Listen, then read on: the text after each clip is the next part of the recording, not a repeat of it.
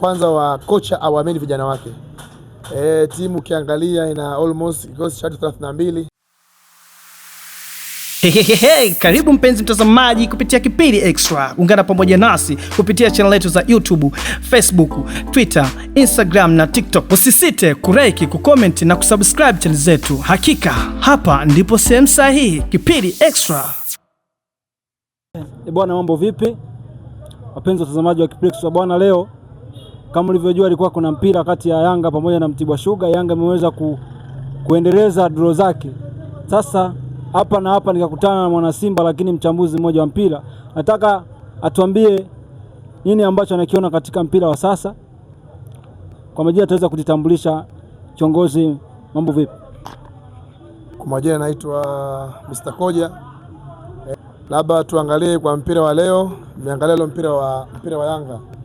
Niangalia mpira wa Yanga na Mtibwa na matokeo ni 1-1, lakini tumeangalia kipindi cha kwanza Yanga walileta mpira mzuri sana, lakini kipindi cha pili nadhani kocha wao alifanya mahesabu, lakini alitumia players wote, alifanya hesabu karibia 3 ambazo bado hazikuweza kumpatia matokeo mazuri, lakini mwisho wa siku Mtibwa waliweza kufanya hesabu 2 ambazo zilikuwa hesabu za maana sana, na kiukweli walifanya makosa Yanga wenyewe.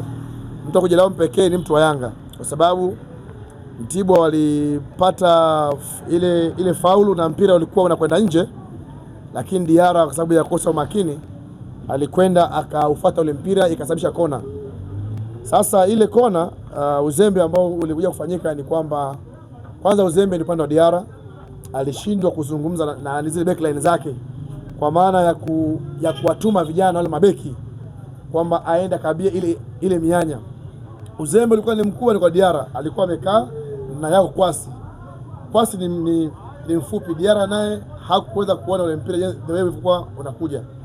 Kwa hiyo kweli mpira ulipigwa wa adhabu, aliruka yao Kwasi, ulimkosa Diara, alikuwa nyuma kuona, basi ikazaa goli. Kwa hiyo mimi sema tu kwamba ile mechi wa kujilaumu ni Yanga wenyewe kwa sababu ya uzembe. Mechi ilikuwa ni ya kwao na pia walipata nafasi ile ya mwisho kabisa, lakini walishindwa kutumia nafasi vizuri. Wao Mtibwa chance moja. Sasa tunaona Yanga imekuwa sasa hivi draw ya tuseme draw ya 3 mfululizo. Ukijumlisha wana draw jumla draw 5 ndani ya toka mechi yanze, hajapoteza na draw 5. Ndio. Wanaferi wapi Yanga mpaka wanapata draw mfululizo 3 hizi? Mimi naferi nafikiria kuna sababu nyingine moja. Ya kwanza ni back to back. Hizi mechi kwa upande wa Yanga zimekuwa ni mechi mfululizo, kwa sababu ukiangalia wana almost ratio ya kukaa kila baada ya siku 3. Kwa hiyo lazima wale players wawe na match fitness, na pia lazima kocha aweze kufanya rotation. Hasa inatokea kwamba kuna baadhi ya wateja ambao lazima wanakuwa wanatumika sana. Lazima na wao wanakuta wanachoka, wanakuwa na ule udhaifu. Sasa ukuta timu ambayo imejipanga vizuri, hata timu ndogo hizi, mfano hizi Pamba, ukuta wa mfano JKT, kiwakuta katika ubora, lazima atumie hizo chances za back to back, kwa sababu ukiangalia Simba na Yanga ni timu ambazo kabla ya hapo zilikuwa zina mechi viporo vingi sana. Ukiangalia Simba bado ana mechi 2 mkononi, Yanga alikuwa na mechi 1 mkononi. Kwa hiyo lazima acheze mechi mfululizo kila baada ya siku 3.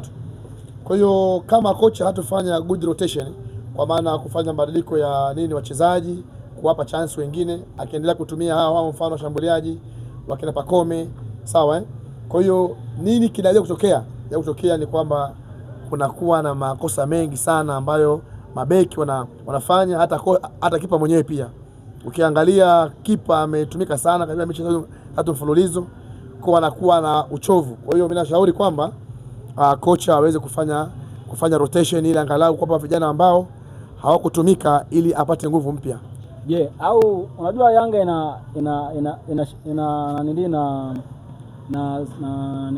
na majeraha wengi, maana ukiangalia key player wake wengi wako majeruhi. Na hii inaweza kuwa ikachangia sababu ya draw, au ni timu kwa ujumla imekuwa mbovu?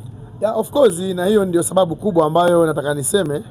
Ukiangalia majeraha ya zile beki ambazo wanazo, ukimwangalia wakina Dickson Job na wengine, yote ni kwa sababu wachezaji wanatumika sana.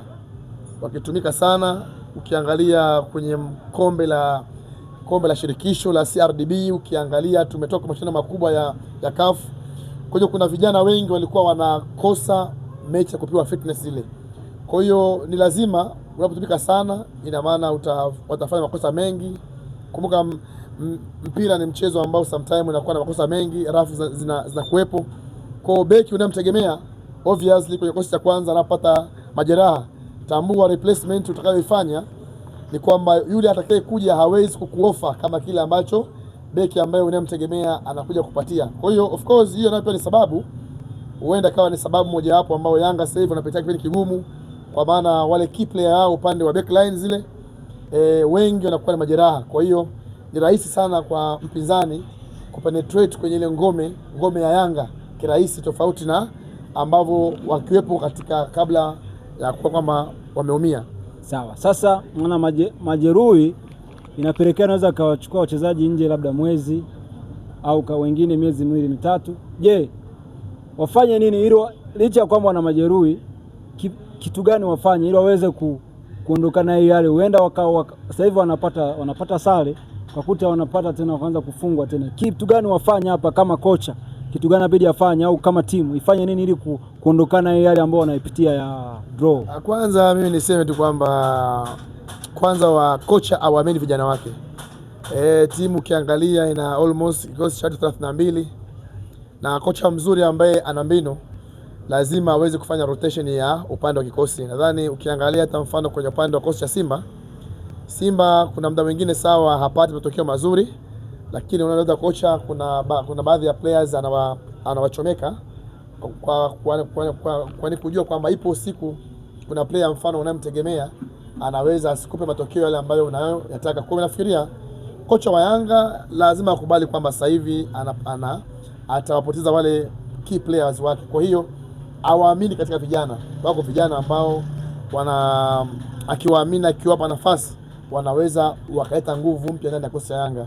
Kwa nafikiria kwamba awaamini, awape mechi na pia awape game fitness, asije akawapa siku ambayo mpaka kuta players wameumia, of course hawezi kupata kitu ambacho anatarajia. Kwa hiyo nafikiria ni kutumia kikosi ambacho wanacho cha wale players wengine, awape muda awape game fitness, nadhani watakuja kufika katika mfumo.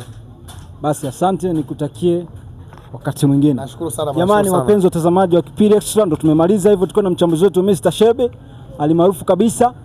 Hapo ndo tumemaliza. Usiache kusubscribe, kushare na kulike katika YouTube channel zetu pamoja na mitandao yetu ya kijamii. Mimi ni Kipili Extra mwenyewe, nyuma ya kamera upo jamaa wangu mmoja, nitawaambia wakati mwingine. Asante na tukutane wakati mwingine.